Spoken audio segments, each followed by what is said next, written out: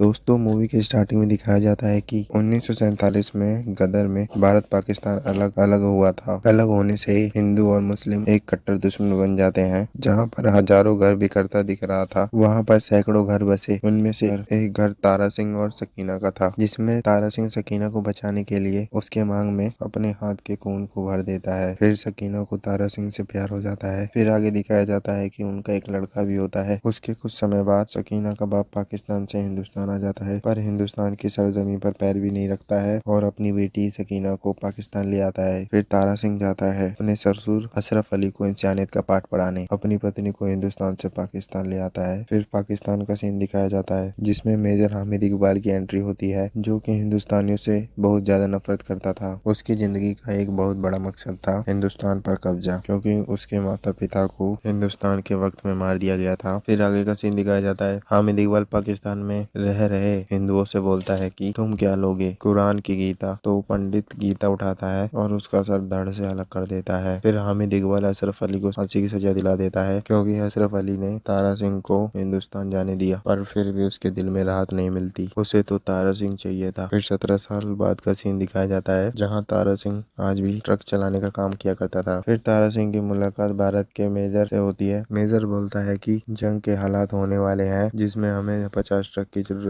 है। तारा सिंह बोलता है कि ठीक है। फिर तारा सिंह अपनी वाइफ से मिलने जाता है और कहता है कि मेरा बेटा कहाँ है। सकीना बोलती है कि कॉलेज गया है। तारा सिंह कॉलेज जाता है और देखता है कि नाटक क्लब में नाटक कर रहा है। यह देख के तारा सिंह गुस्से में हो जाता है, उसे घर ले आता है और कहता है कि सकीना को बताता है कि 10 दिनों से कॉलेज नहीं जा रहा है। फिर तारा सिंह को पता लग जाता है कि माँ बेटे से मिली हुई है, और तारा सिंह उसे कमरे में बंद कर देता है और कहता है कि सभी किताबें पढ़ने के लिए बोलता है, और वो वहाँ से चला जाता है। फिर सकीना अपने बेटे को खाना खिलाती है, जो कि तारा सिंह खाना खिलाने को मना किया रहता है। शाम होने से पहले तारा सिंह घर आ जाता है। तारा सिंह खाना खाने से पहले ही खाना लेकर अपने बेटे के पास चला जाता है। तारा सिंह अपने बेटे को चीते बोलने लगता है। तारा सिंह का बेटा चीता बोलने लगता है कि आप मेरे से प्यार करते हो तो बाइक दिला दो, क्योंकि मेरे सारे दोस्तों के पास बाइक है। तारा सिंह मना कर देता है और बोलता है कि तू एग्जाम में फर्स्ट आ गया तो बाइक दिला दूंगा। फिर चीते वहाँ से निकल जाता है। तभी तारा सिंह देखता है कि धर्मेंद्र सिंह की किताबें पढ़ रहा है, और वो देख लेता है और गुस्से में आ जाता है, उसे एक थप्पड़ मारता है। चीते